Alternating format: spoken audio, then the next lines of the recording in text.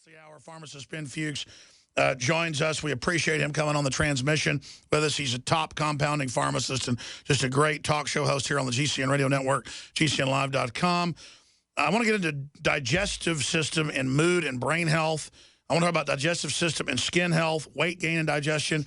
A lot of secrets out there that are pretty well known to folks that have investigated, because we also want to talk about solutions here of trying to get our lives together. And I've been following a lot of the stuff that Pharmacist Ben Fuchs has been talking about for about 3 years now, working with Dr. Group and others. But Fuchs has also been advising me, and it's really helped me. I have lost tons of weight. People can see it, feel great, have more energy with really simple things. And a lot of it's getting my gut in line. So we're going to discuss that. We're also going to talk about this article, Are Probiotics the New Prozac? Think twice how the gut's second brain influences mood and well-being. Scientific American. Yeah, there's a brain in the gut, basically. We're going to talk about all those secrets and more with Pharmacist Ben Fuchs. Ben, great to have you with us. Thank you. Good to see you again, Alex. Wow, so much happening. Where do you want to start when we come back from this break? Well, you know, I always say that health should be simple. And there's nothing more simple when it comes to how we live our lives than the food that we eat. We have such control over what we put into our mouth. And when you understand that the foods that we eat have an impact on our health and on our longevity and on our disease states, and then you combine that with the element of choice, lifestyle choice, it seems like a no-brainer to try to at least understand the impact that foods have on our bodies, on our mentality, on our emotions, as well as on our physical well-being. Well, that's right. Separately, your take on Ebola for a minute or two. They claim no more cases this week, but we've talked to medical doctors and others, a bunch of them, and Forbes admitted they were in a meeting with the media, and they said, no, we're going to cover up what the government believes are cases.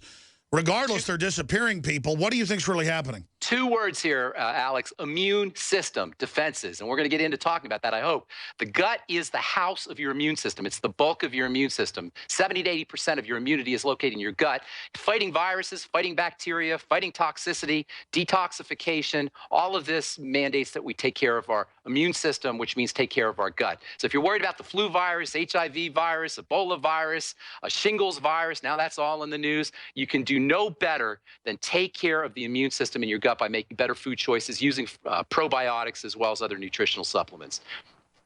Well, that's right. And again, most of our listeners know this, but a lot of new listeners don't. This is revolutionary stuff. And I knew all this knowledge years ago, but I just didn't follow it. Following it has changed my life. I want to discuss this all with Pharmacist Ben Fuchs. He's the host of Right Side for an hour every day right before my syndicated broadcast, 11 a.m. to 2 p.m. And it's picked up by a lot of stations across the country, including a lot of our affiliates. And we're very excited to have him here with us today. And we'll also open the phones up for your health questions for him coming up in a few segments from now. Stay with us. Now, I'm going to give Pharmacist Ben Fuchs the floor in the next segment. I'll be here. But if I end up talking any, I'll end up taking over. I want to give him an 18-minute run coming up in the next long segment to really drill into this, because Bill and Melinda Gates are investing in weather control, genetic engineering, you name it. But their biggest investment in the last 2 years is gut flora. They know the BT corn, they own part of Monsanto, and the rest of it is manipulating the gut. They know this is all happening. And the gut, as our other guests have said, has basically connections to the spine, to the brain.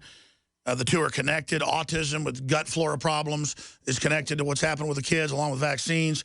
Think twice how the gut's second brain influences mood and well-being. Scientific American. Are probiotics the new Prozac? The gut-brain axis. Can probiotics affect your mood? Potential probiotic effects go beyond gut.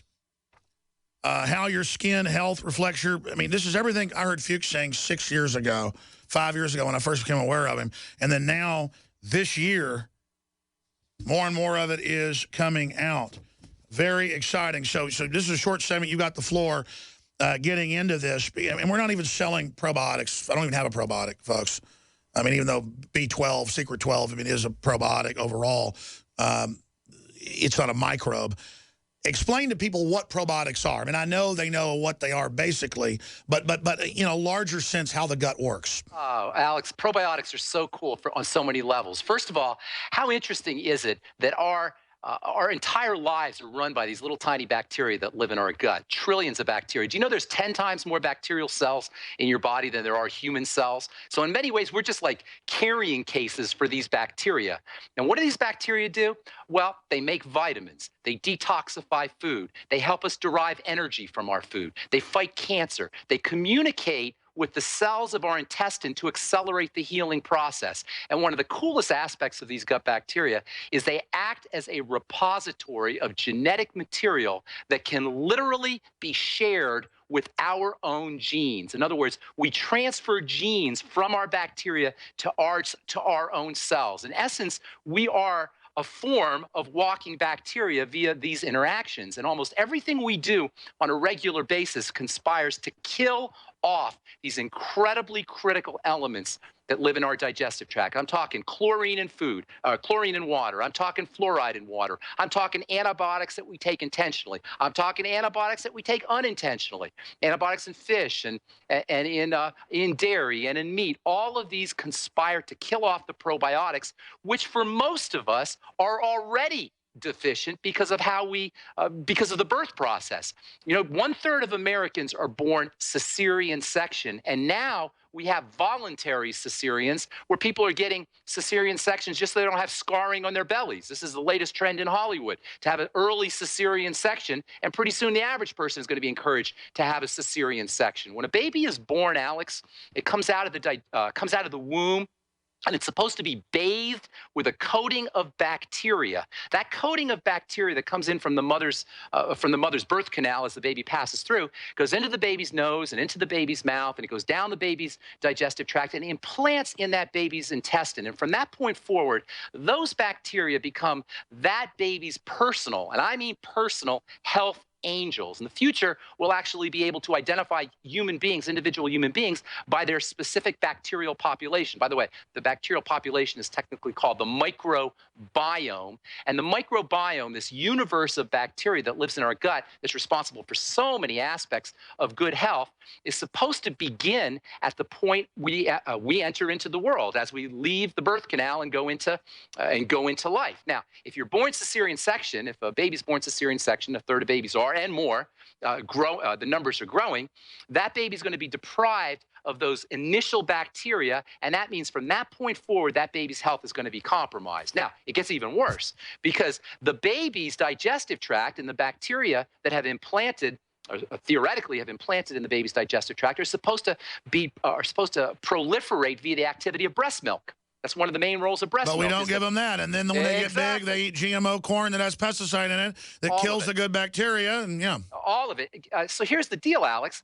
The baby's a day old, 2 days old, a week old. His health is already compromised for the rest of his life. And the baby hasn't even gotten out of the They're not getting their colostrum. They're not getting the bacterial coat of all their mother's immunities.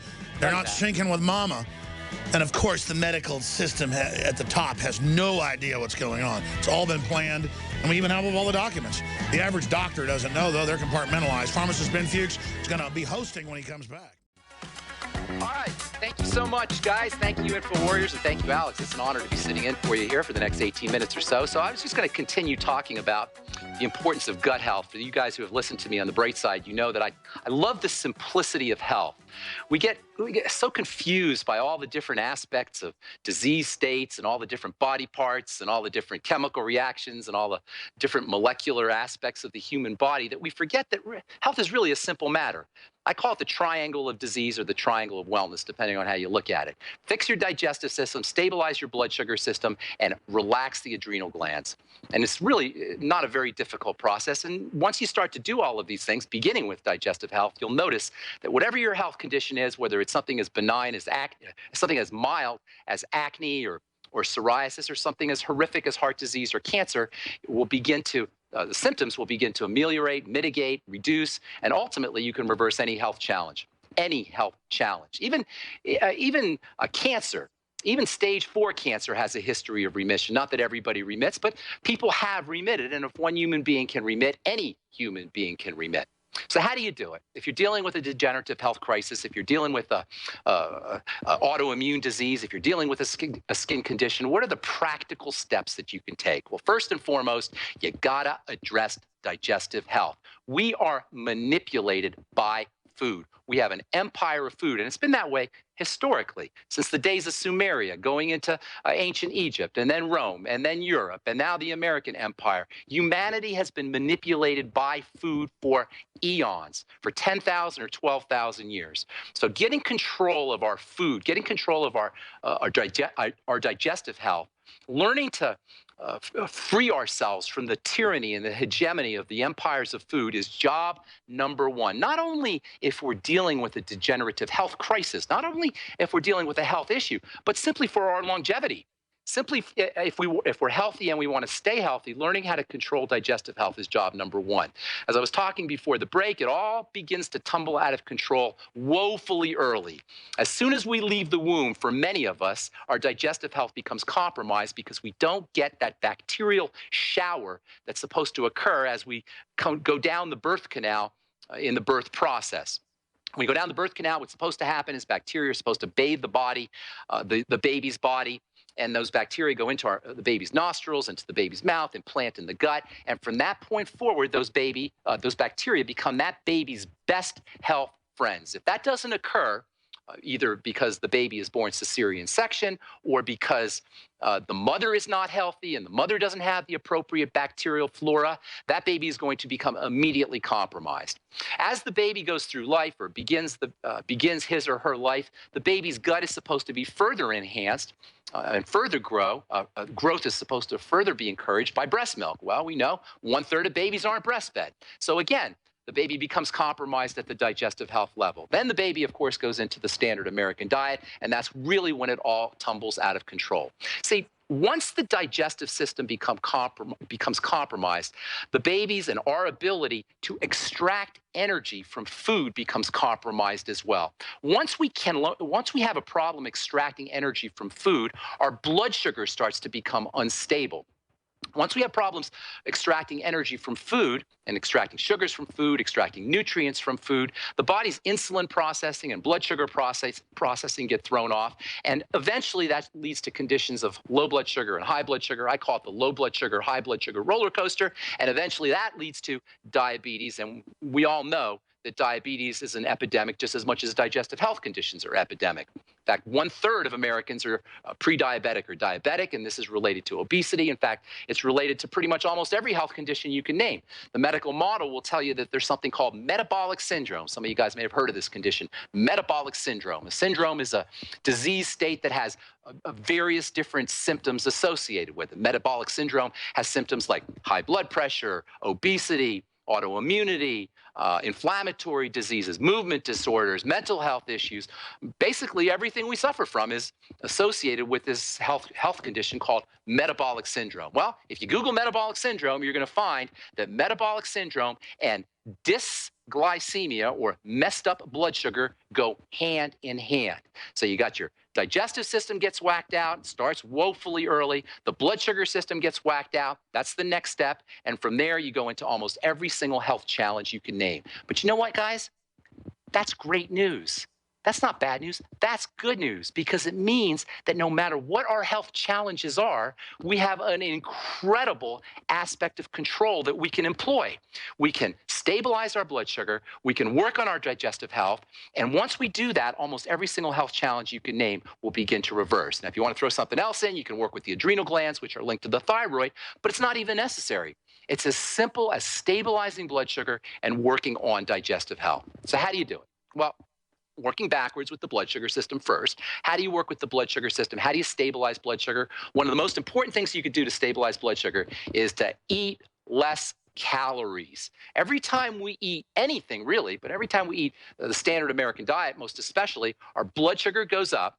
The body's response to elevated blood sugar is to pull that blood sugar down. We get tired, or so-called hypoglycemic. We end up going to get some more food. Our blood sugar goes up.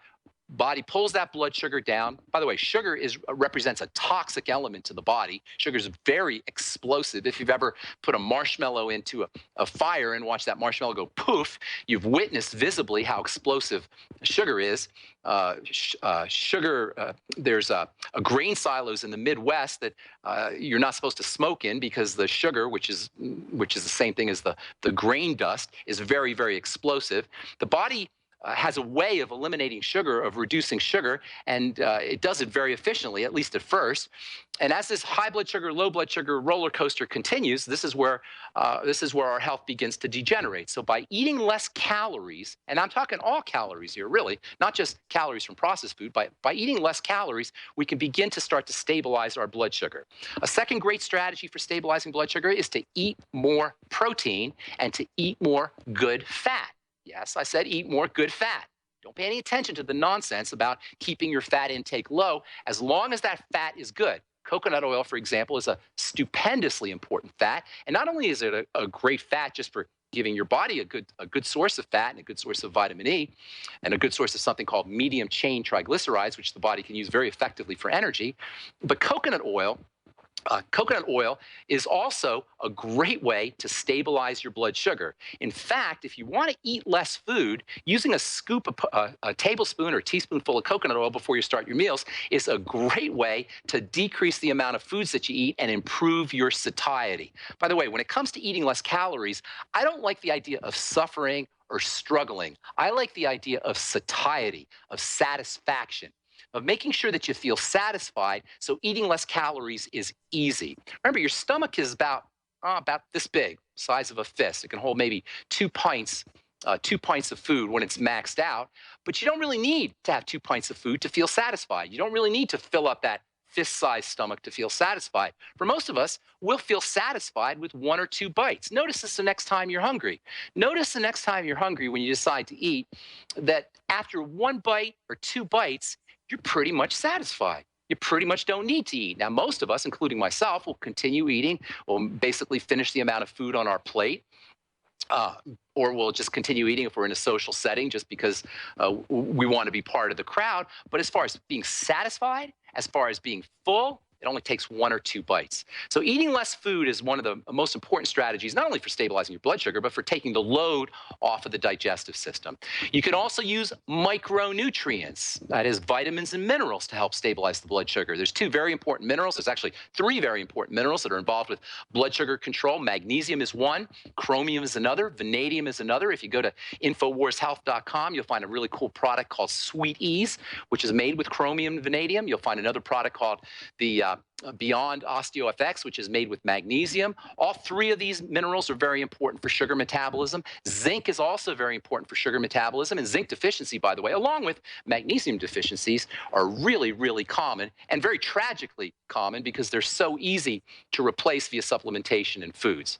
50 milligrams of zinc picolinate is a great place to be. You always want to balance out your zinc with copper. Other nutrients that can help you stabilize sugar, there's an amino acid called taurine. Taurine's a little bit difficult to find from foods. You'll find taurine in meats and seafood, organ meats. High protein foods will typically contain some taurine. But if you want to supplement with taurine, you can use 100 milligrams of taurine a day, maybe 200 milligrams of taurine a day. Great blood sugar stabilizing effects.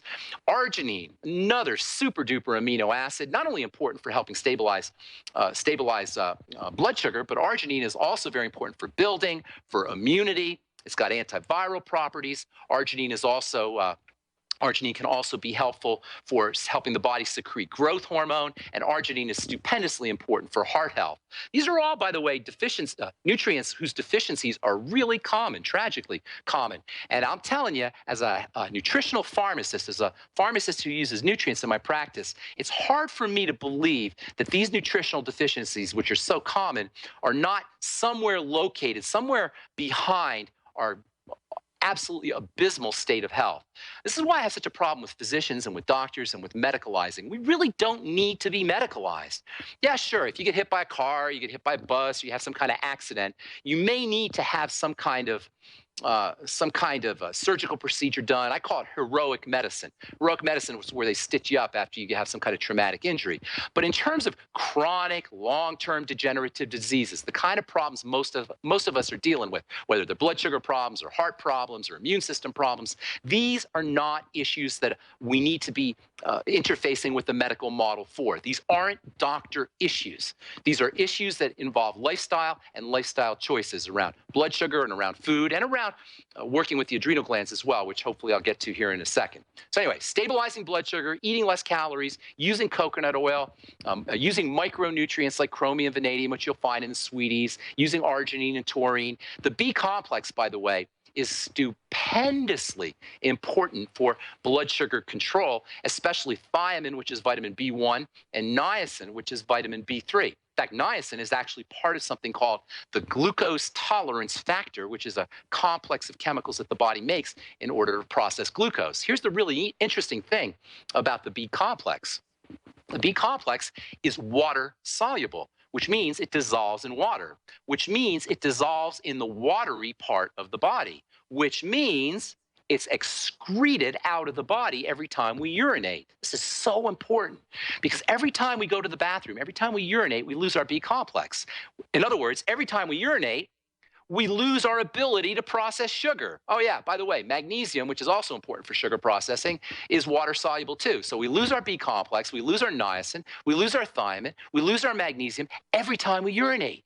We lose our ability to process sugar every time we go to the bathroom. Now, how many folks are replacing their magnesium every time they go to the bathroom? How many folks are replacing their B complex every time they go to the bathroom? The B complex, by the way, is not just it's not only important for sugar metabolism.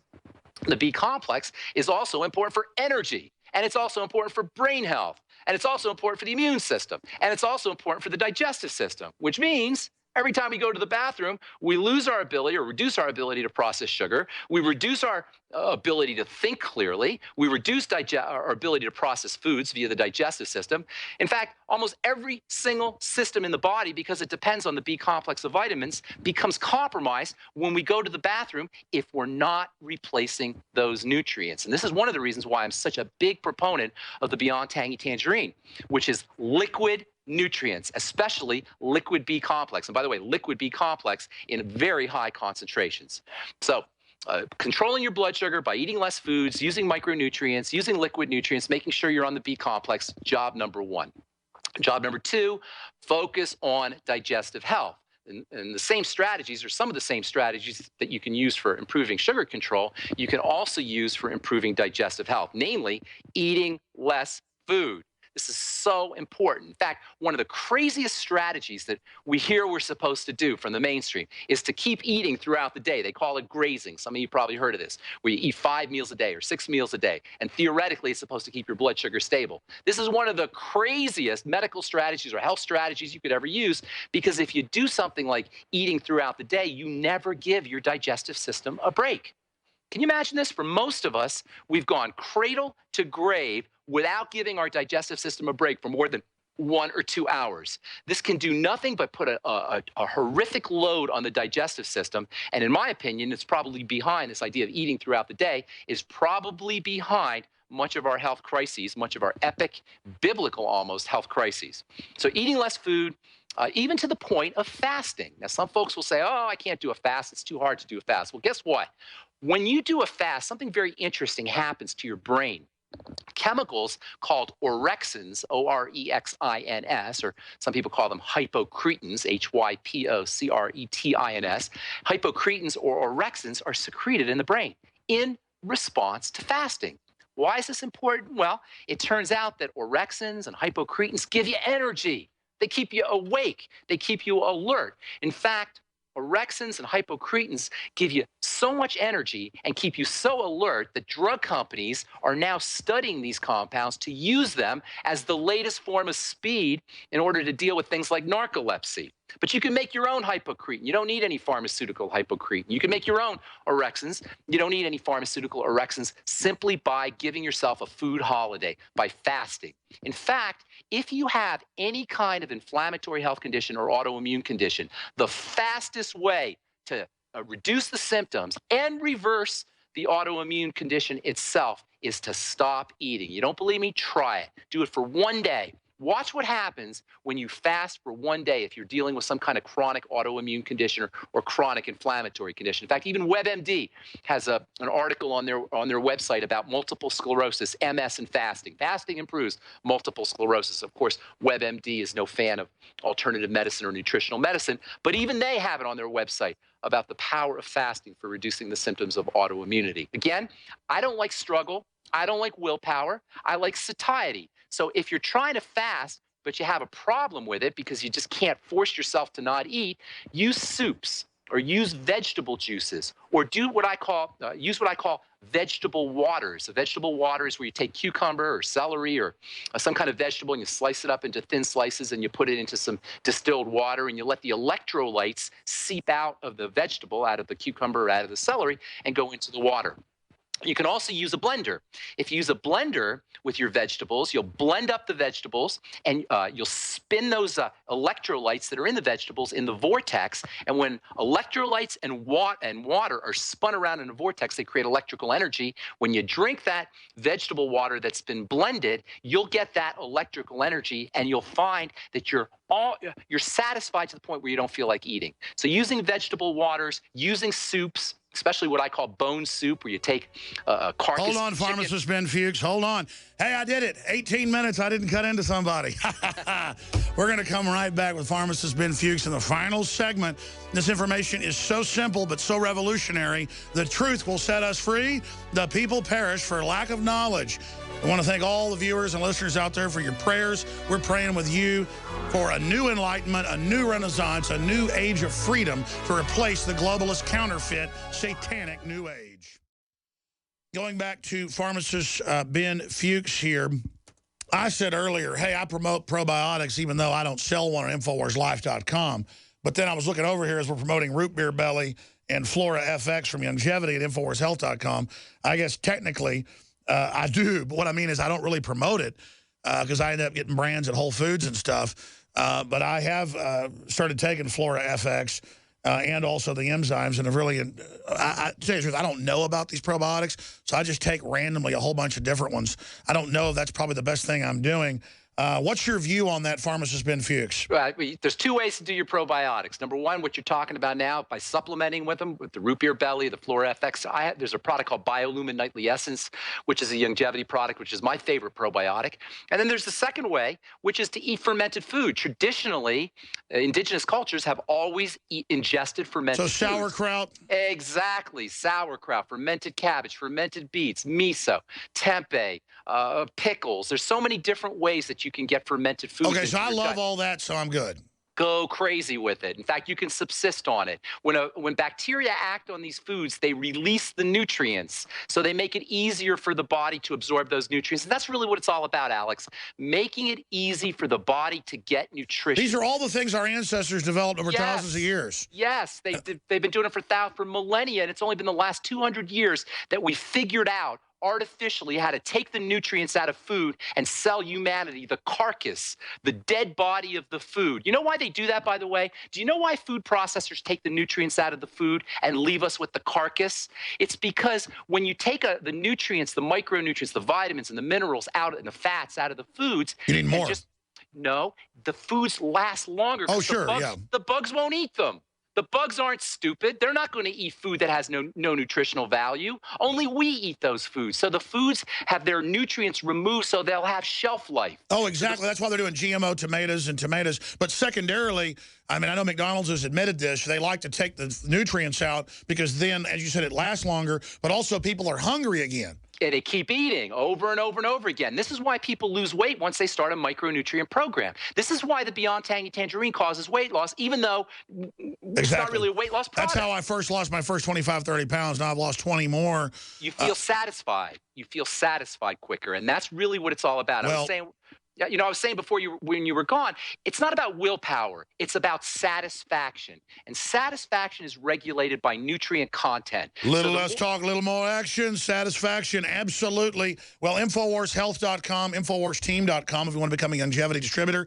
And you can sign up on those sites and become a member and get a discount, get stuff like free shipping when you get auto ship. A lot of stuff, InfoWarsTeam.com, InfoWarsHealth.com, or 888-789-9277, 888-789-9277. If you want any of the InfoWars team to be able to answer any questions, maybe you want to become a member and work on it, become a member of InfoWarsTeam.com. Pharmacist Ben Fuchs, we got to have you just guest host sometime. I'd love it. Thank you, with you and David Knight or something, so he can just ride shotgun with you. But because David really compliments folks like yourself that are scientific. Thank you so much, and we'll be listening next Monday, 10 a.m. Central, to The Bright Side.